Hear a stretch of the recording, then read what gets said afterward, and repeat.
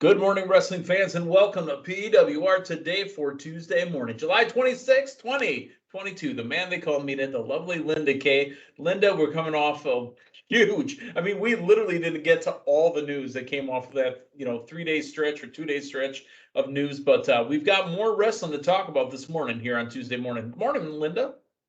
Good morning, Meathead. Yeah, we didn't do a little Rampage recap because there was one thing that stood out to me from Rampage last week, and that was that rap battle. But we didn't really have to dig into it, but that was the one thing I kind of wanted to get into. But we just ran out of time yesterday. There was just so much news, and there still Right. is. Scissor me ass, daddy. Um, there was, let's talk about that rap battle real quick. There was some references to Anthony Bowens that kind of caught me off guard. Not that it's any of our business or the wrestling world's business, but it's out there. Anthony Bowens is, I believe he's a homosexual, and there was some references to that, and I thought they hit kind of below the belt.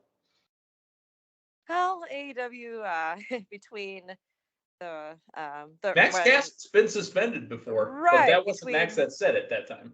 Right, but between that, MJF, and Christian, there's been a lot of things that may have crossed the line, but all in all, I do believe and hope, there was the quote unquote okay Right. They from the cleared it with each other. individual. Hey, here's the line I'm going to drop on you. Yeah, So I hope that's the case too, because I'm not trying to get hurt feelings for anybody. Right. right. But Um, yeah, but hey, Max Caster owned it, and he he won that did. rap battle. And you know who came out as the start? Now, I get the I almost said ass boys. I get the Gun Brothers confused sometimes. The shorter one is Austin Gunn, right? Austin, And then the yes, taller is Colton. yes. um, Austin held his own. And then, honestly, I think for storyline purposes, that's when he started doing where he froze. I think he did fine, actually. Yeah, yeah, definitely. And this they was it the one thing that I thought was missing from that was actual music in the Yeah, there was no background. beat. They didn't do it to a beat. It was just freestyle with no Well, beat. I guess that was indeed the challenge to really show who was the real rap master, and we Yeah, saw who yeah. won. Cool. All right. Well, Linda, we kind of jumped right into the rap battle, but I wanted to talk about it too, and we ran out of time yesterday. Let's talk about something that we have to have time for, and it's for collar and elbow. Absolutely. Just like we saw on Raw last night, we saw a little collar and elbow right there in front row with Kerry, the collar and elbow guy. So when That you wasn't wanted the to, only one. You know what stood out? I'm sorry to interrupt you. oh There's a no, BWO shirt and somebody wearing a mask off to the side too, multiple times on camera. exactly, yeah. So if you want to be sporting your collar and elbow at your wrestling show, whether you're in the rafters, 200 level, 100 level, or ringside, like we saw last night at Monday Night Raw, you can go to collarandelbowbrand.com.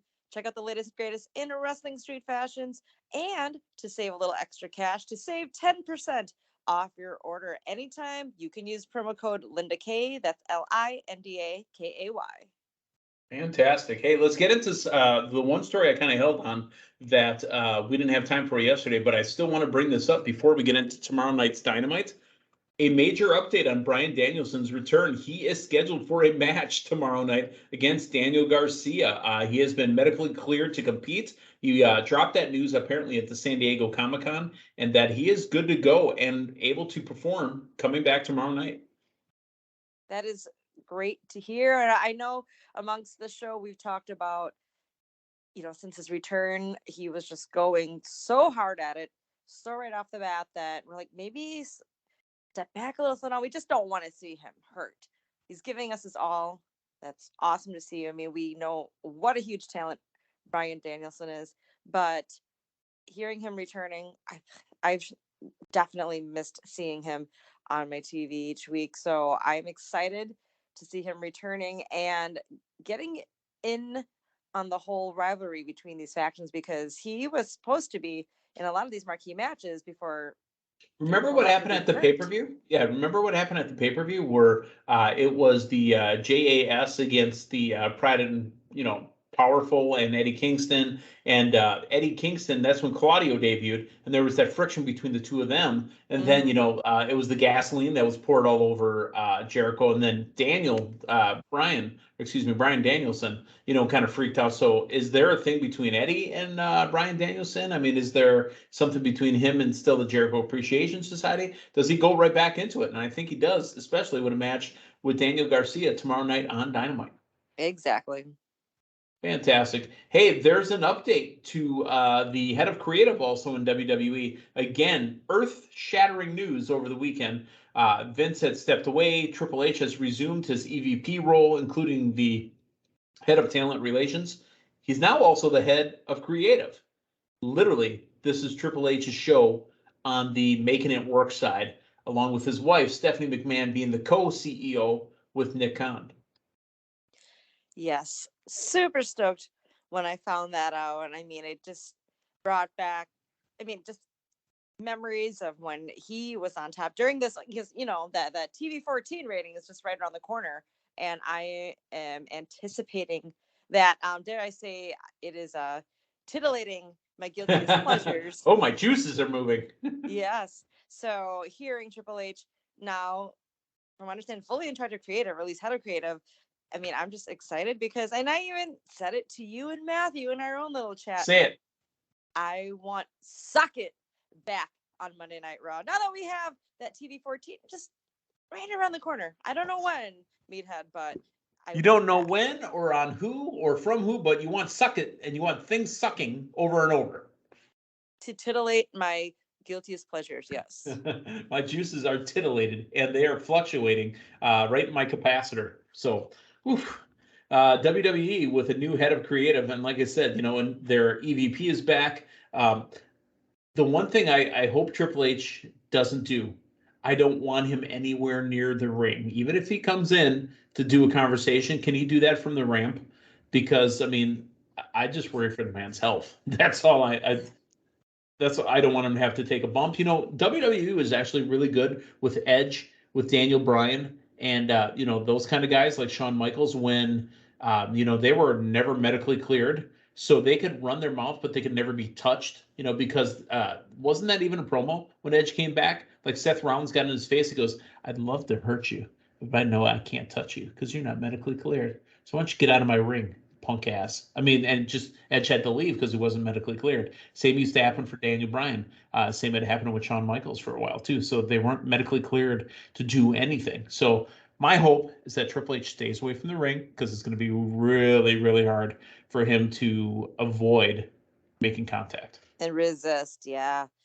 Yeah, this is not being still a physical condition, but not so a broken neck per se, but something with the heart, and like what kind of fighter he is, he's gonna want to get into that. So that's keep Triple H healthy, and yeah, we'll see what happens with that, how often we'll see him out there. But I was really also anticipating Triple H kicking off Raw last night as well. As I said to you, when we talked yesterday morning, we completely forgot this was the Rey Mysterio 20-year anniversary special.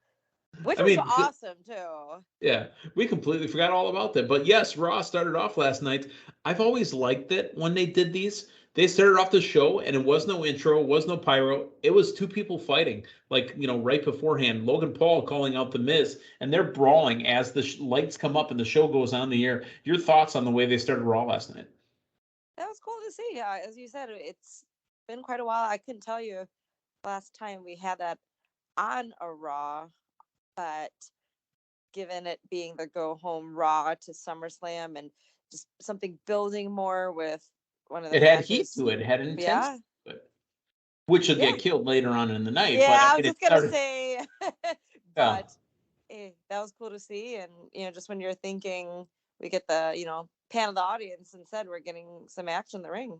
No, I liked it. I liked it a lot. Nitro used to burn that out because they did it a lot. You always had NWO starting off at 57 to the hour or 58 to the hour because they were always trying to pop that extra rating 2 to 3 minutes before the show started.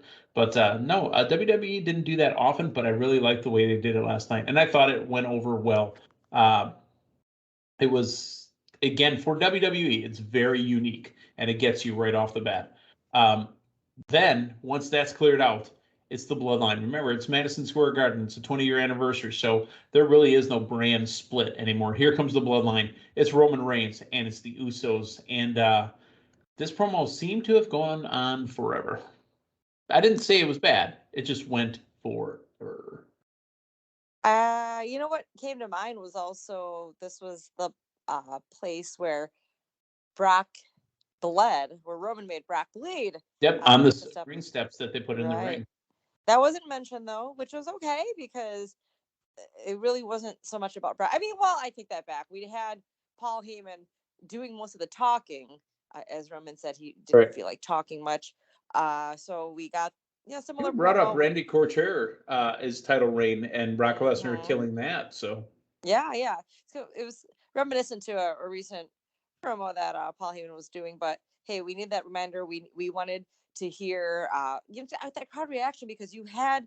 I still say more people cheering for Roman, even though it was split, which was cool because, sorry, my favorite part was the whole interaction of it with Theory. This was the best part of the night to me. Do you know what I enjoyed was actually, and I know we're skipping a little bit ahead, but we'll talk about it now. The Usos slapping the back of the neck of Theory. That is some bully action right there. And you know what? They got to be careful because what that does is makes Theory a face. He's not a face. Let's make that part clear. But stuff like that, where it's 3-on-1, you got to be careful. Yeah, but the interaction I liked was the verbal altercation between Theory and Roman Reigns when Roman. Roman's. I was going to say Theory's laying on the ground. Are we talking about that on the stage? Because that was fantastic too.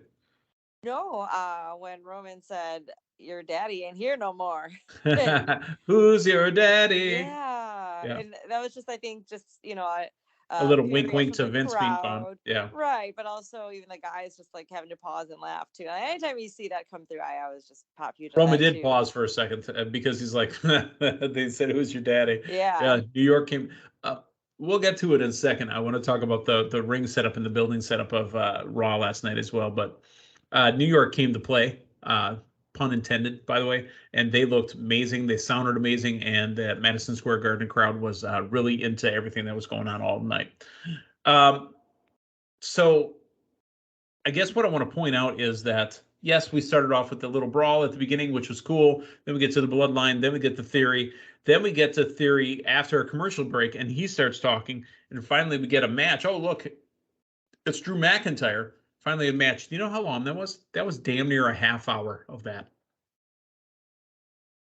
It's a 3-hour show. I will take the extended intro commercial break matches over a recap. I'll say that. Yeah. All right. Well, hey, you know what?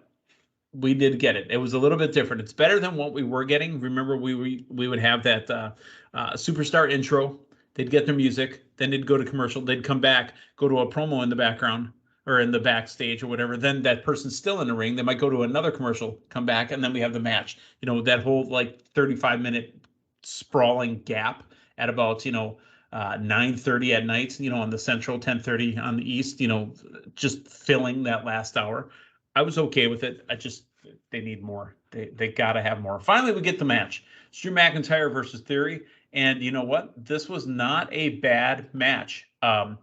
It got stretched out farther because then there was the interference. There was Bobby Lashley. They went to commercial, and now it's a tag team match. Teddy Long must have been in the house. I'll tell you what, holla, plant. We're going to make this a tag team match. All right, thanks, Teddy. Teddy was doing that holla, playa stuff way back in the old WCW days too. I saw a clip from somewhere and I'm like, wow, Teddy was still doing that back then, but it was great. I absolutely loved it. Tag team match. Now it's Bobby Lashley and Drew McIntyre taking on Sheamus and Theory because we had the Brawling Brutes come out and go after Drew McIntyre, with Rich Holland and Butch outside. And no, not the Butcher from AEW, just regular Butch. Finally, we get to this tag team match. Lashley and McIntyre defeat Sheamus and Theory. And then what I kind of alluded to before, as Theory is up at the stage, he gets attacked by the Bloodline. I really thought this was a punk out moment for Roman Reigns. And again, they got to tread this line. He goes, hey, man, don't forget, got this briefcase with you on Sunday, okay? I want you to make sure you got this. Dude, he is punking his ass out. Mm-hmm. Yeah. I didn't really think too much when you said you being careful about making him becoming a face, but I just think right now I think they even said it at the broadcast table. He's got a long list of enemies, and Yes. I think it would take a bit before Theory would start getting that baby face love and pop, but just what they're doing with him. I mean, it's just showing how much faith they have in Theory. They're using him in so many different storylines, and then throw in Dolph Ziggler too, whatever beef he's got with Theory. I think it's honestly the way they interacted with AJ Styles, which will come up a little bit later. I think it's what I kind of proposed last week. I think Dolph Ziggler is going to be one of the KG veterans that teams up with like a guy like AJ Styles, and they're going to have more that are going to get tired of these young punks. Indeed. But yes, just what Bloodline's been doing with Theory. I mean, I thought it was all great last night. Yeah, actually, I was good with it too. They showed, and obviously that had to be a paid spot. I didn't see what type of car it was, but they made sure to zoom in on the logo and the type of car that Ray pulled up in. Ray pulling up with his family. So there's Dom. Hey, there's Ray's wife, and there's Buddy Matthews' wife as well. Aaliyah returning to WWE television. I didn't realize they were married. Well, they weren't they married? And then all of a sudden, Buddy Matthews got cut, so we never got dating. told. I thought. I don't think they got married. I don't know. I mean, Buddy's gone, but that doesn't mean that it can't be, still a budding romance, pun intended. But isn't he dating Rhea Ripley in real life? So, oh my God. He is dating Rhea Ripley in real life. Yep. I didn't even put two and two together when that. Okay, well, I'm jumping ahead, but we'll get to that. How ironic is that, don't you think? Yeah, I can't believe Alanis Morissette was just in town. Yeah, well, you saw that picture that she put out there, like it was like Morissette Mowing Company or something like that, and she said it was some sort of pun, like she made a pun about her lyrics, and Weird Al responded back, "Hey, stay in your lane," because it was like an awesome parody. But I digress. Let's talk about the party that happened in the back. It's the Mysterios. It's Ray's 20th year anniversary. How'd you love that video package, by the way? Oh yeah. Oh yeah. Oh, that was and even him. I'm sorry. Go ahead. I was going to say I love the fact that they obviously pull out all the WCW, talk as well, but it really was a run for his entire WWE history. Right. I was just saying, like, how about him speaking in the ring? That was great too. I felt that one as well. Absolutely. The video that we had that played, I think it was right before. Did we get it before or we got it after? But what did you think about the video that had the "I'm coming" in thick red liquid? They won't say blood, but "I am coming." It was a spooky video. They saw Ray's mask in there as well. Yeah. Seth Rollins' face was very prominent this time as well. Mm-hmm. I wish I could say it was the Fiend, but the more they show the body, it's Edge. I know. It's Edge. It's fine. Rey and who really popped for Rey Mysterio, because my kids were watching it with me last night, is my younger daughter is absolutely over the moon going, and you should try to hear her say it because she still has a lisp from her teeth coming in, but to hear her try to say booyaka, booyaka, booyaka, Rey Mysterio. But she loves that. She loves, he looks like a luchador. He is a luchador, honey. That's right. Because these kids' cartoons, the Mexican cartoons, they have luchador wrestlers as superheroes. So she might love her Rey Mysterio now. She's 20 years too late in WWE, to really see him go. But she loves her some Rey Mysterio. All right. So at the end of the Rey Mysterio speech and the all the talk with Dom in the ring, Finn Balor comes out of the crowd from one side, Damian Priest from another, and we get that tag match. I thought this was a decent setup. It's the Mysterios and Judgment Day. And you know what? The Mysterios get the win. I wanted to say I was disappointed because I thought something would happen on stage, right? Yeah. But there was more. So Rey gets to the back finally, and Buddy's wife, Aaliyah. Just playing around. But Aaliyah walks up and presents him with a gift. It's Ray's original WCW debut, like luchador outfit with the mask and the purple and all that. That was his original gear. We had WWE Treasures, obviously, where they were going to find all these old outfits. This one is amazing as well. And then Aaliyah stops and looks. They all turn. There's a beautifully tall, muscular woman wearing an I'm Your Poppy t-shirt. Rhea, welcome back. Do you know how relieved I felt when I saw her back? Absolutely. And I don't know if you caught that sign last night where it said Rhea Ripley scares me and I love it. Yeah, yeah. I love Rhea Ripley. So to see her, I mean, I figured there was going to be some type of shenanigans taking place last night since it didn't happen in the ring. And just ironically, it was Aaliyah, not to be confused with Aaliyah that's on SmackDown. We're talking Right. about Or Aaliyah Aaliyah the Mysterio. singer that's gone. Oh, yeah. But she is the one to tell Rhea Ripley to get out, or I don't forget her exact words, but again, I can't believe I didn't put two and two together watching it. That's right. Buddy was with Aaliyah, and now Buddy's with Rhea Ripley. And man, Rhea gave her a really hard pie face and puts her away. And that's right. And then the way then Rhea dragging Rey or Dominic, or no, was it? No, she hit. It was Rey. Yeah, she hit Dominic and then dragged Rey.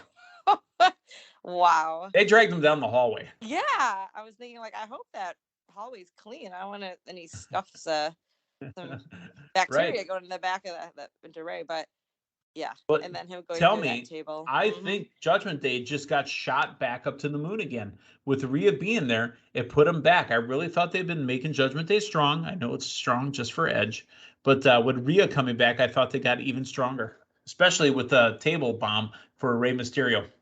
Absolutely. And I also noticed we had Finn Balor wearing a little bit of that purple in there too. Yes. Just really bringing back the true Judgment Day feel. And now with the promos with Edge, I mean, and this match it's now a tag team match made at SummerSlam. So now, with Judgment Day having Rhea at ringside, it makes it pretty much 3-on-2 until we get Edge or the other mysterious person who I feel is there to aid the Mysterios appear at SummerSlam to try to make it fair and square, because it is a no DQ match as well.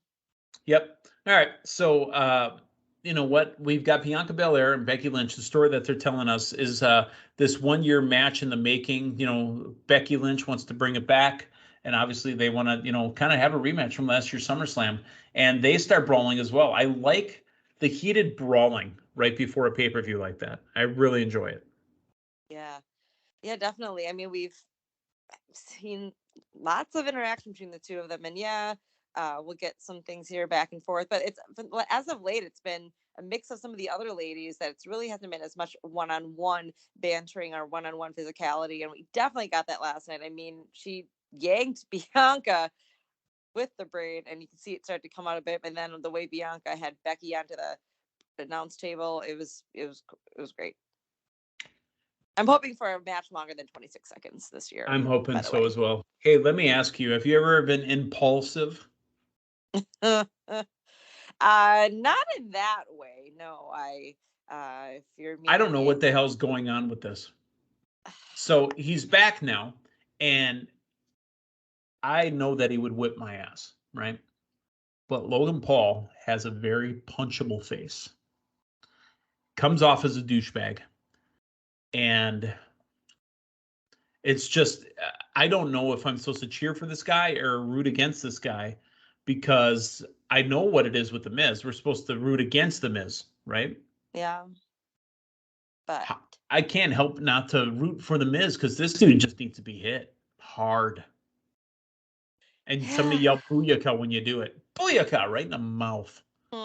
Well, I do agree with you. Yes, I feel that we are meant to be cheering for Logan Paul. But I mean, just from the get-go, I think that a lot of the wrestling fans really need a lot more from Logan Paul to be more accepted, just because he is from I don't say anybody outside of pro wrestling can't be welcomed in with open arms. I mean, look at Bad Bunny, for example. Yeah, I'm just saying Bad Bunny was instantly beloved. Right, but with Logan Paul, right from the get-go, I think a lot of fans I don't know if it's just, just something to prove, or we like you said, we just don't like him. I don't know. I mean, there's different He comes off arrogant characteristics. and condescending.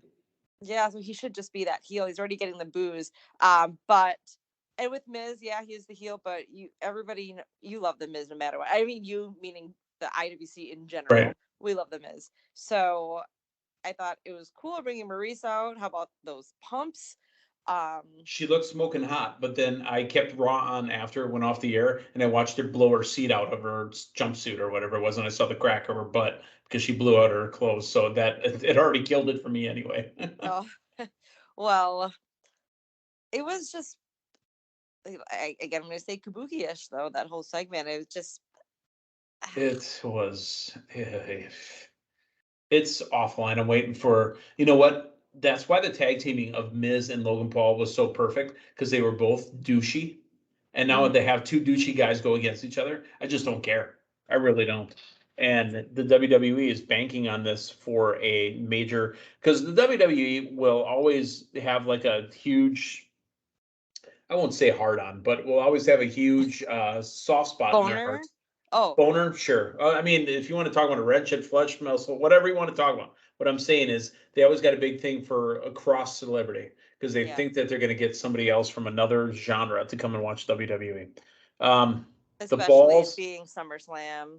yeah, the Second balls biggest that pay Maurice per was carrying. Maurice, I'm sorry, she didn't belong in that segment. It didn't work. It was terrible. Whew. It did not work. AJ Styles and Dolph Ziggler took on the Alpha Academy, and this was a match. That's about all I got for you. It was a match. We never got the explanation of Robert Roode. Yeah, where is he? What's he doing? I'm not sure. And now Dolph is also a face. Yeah. Well, I mean, he The shaved dirty his dog. beard. Yeah, shaved his beard, so he's not a dirty dog anymore. Ah, I see. All right. The main event, the undisputed WWE Universal Champion Roman Reigns and the undisputed WWE Tag Team Champions, the Usos, Jey Uso and Jimmy Uso, took on Riddle and the Street Profits. Again, young Brindley's favorite spot is Riddle kicking off the flip-flops. She does it around the house too. I just worry because her shoes are heavy and I don't want her taking off the TV. So I asked her to do it in the other room. But she loves when the little kangaroos come jumping out and all that. You had asked earlier, you were wondering where the gloves on the ref came from. It looked like Montez was busted right on the bridge of the nose. Yeah, hopefully that was something minor and it'll be okay before SummerSlam. Roman Reigns and the Usos defeat Riddle and the Street Profits via pinfall. The pinfall happening on Matt Riddle. And you know what? He almost had Reigns. He's right there. I'm okay with him still losing in these tiny little spots here because he's sniffing the main event. He's right there. However, it's time to burn it down with Seth freaking Rollins, and he does his laugh right in Roman's face and says, "Bye-bye, time to go," and proceeds to put a stomping on Riddle right before their SummerSlam match. I thought this show actually ended in a pretty positive way. Right. We didn't get Seth Rollins at all until the very end, but hey, we saw that was all that was needed. I mean, the vicious stomp that we got on the ground outside the ring, and then of course in the steps, that was something different, and just showing really how intense this match could get, and I'm digging it as well. That's one of the matches I'm really looking forward to at SummerSlam. Let me ask you this question real quick. I had mentioned it earlier, and I got to pay it off here. They kept saying that we were at a sold-out Madison Square Garden. I didn't get the original Madison Square Garden setup. You know which setup I'm talking about, right? Where they come out between the stands and the ring is staring at the entrance and it's only a couple feet away. Remember the iconic Cena returning Royal to the Rumble. Royal Rumble setup? Yeah. We didn't get that. So the term sellout, you can be a seller all you want. Depends on how you configure the building. If you only make 12,000 seats available or 13,000 seats available, yeah, of course you're going to have a sellout. AEW does it too, so like AEW might move the stage up closer and then they can say, oh, we sold it out, but you tarped off 3,000, 4,000 seats. So it looked fuller than the, where they use that entrance right in front of the ring, but still, is it truly a sellout? Yeah, I They need the numbers, Meathead. Yeah, so no, I thought it looked good. I thought really that New York represented well, and they deserve these type of shows, big special shows such as this, and that's why they got Rumbles, and that's why they get Survivor Series, and I don't think they're getting any WrestleManias at Madison Square Garden anymore. It's too small. But Linda, that is your and my time for the evening. So tomorrow morning, it'll be you. It'll be the Mott's, Matthew Thomas, the Matthew of the streets, and you guys will break down NXT. I know that we've got a new number one contender in Zoe Stark, and we'll probably have to see some progression between her and Mandy Rose. Absolutely. Looking forward to that as well. All right. For Matthew Thomas, for Linda Kay, the man they call Meathead. Hey, thanks for stopping by. We will talk to you guys tomorrow morning. So long, everyone.